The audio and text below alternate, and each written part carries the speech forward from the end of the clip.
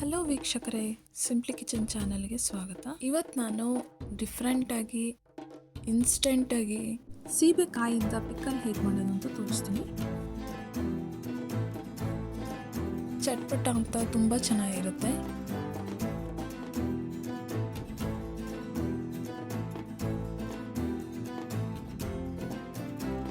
ನಾನು ತುಂಬ ಕಾಯಿರೋದು ಅಲ್ಲ, ತುಂಬ ಹಣ್ಣಿರೋದು ಅಲ್ಲ, ಈ ಥರ ಮೀಡಿಯಮ್ ಹಣ್ಣಾಗಿರೋದು ಒಂದು ಸೀಬೆಕಾಯಿ ತೊಗೊಂಡಿದ್ದೀನಿ.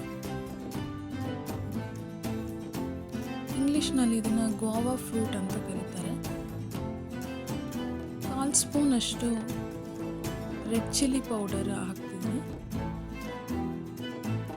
1/4 ಸ್ಪೂನ್ಗಿಂತ ಸ್ವಲ್ಪ ಕಡಿಮೆ ಪೆಪ್ಪರ್ ಪೌಡ್ರು, 1/4 ಸ್ಪೂನ್ ಅಷ್ಟು ಉಪ್ಪು,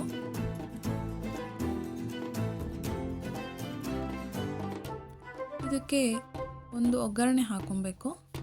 ಇದನ್ನು ಫ್ರಿಜ್ಜಲ್ಲಿ 1 ವೀಕ್ ಬೇಕಾದ್ರೆ ಸ್ಟೋರ್ ಮಾಡಿ ತಿನ್ಬೋದು, ಚೆನ್ನಾಗಿರುತ್ತೆ. ಸ್ಟವ್ ಮೇಲೆ ಚಿಕ್ಕದು ಒಗ್ಗರಣೆ ಪ್ಯಾನ್ ಇಟ್ಟಿದ್ದೀನಿ.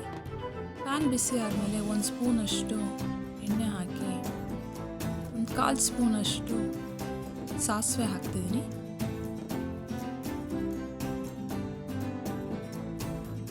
ಎಣ್ಣೆ ಬಿಸಿ ಆದಮೇಲೆ ಸಾಸಿವೆ ಹಾಕಬೇಕು.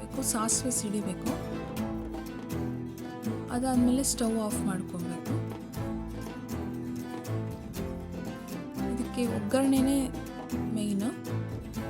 ಚೆನ್ನಾಗಿರೋ ಒಗ್ಗರಣೆ ಹಾಕ್ಕೊಂಡ್ರೆ ತುಂಬ ಟೇಸ್ಟಿಯಾಗಿ ಇನ್ಸ್ಟೆಂಟಾಗಿ ಸೀಬೆಕಾಯಿದು ಪಿಕಲ್ ರೆಡಿ ಆಗುತ್ತೆ.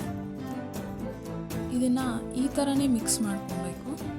ಅದಕ್ಕೆ ನಾನು ಒಂದು ಬಾಕ್ಸ್ ತೊಗೊಂಡಿದ್ದೀನಿ. ಬಾಕ್ಸ್ನ ಕ್ಯಾಪ್ ಹಾಕಿ ಈ ಥರ ಮಿಕ್ಸ್ ಮಾಡ್ಕೊಬೇಕು.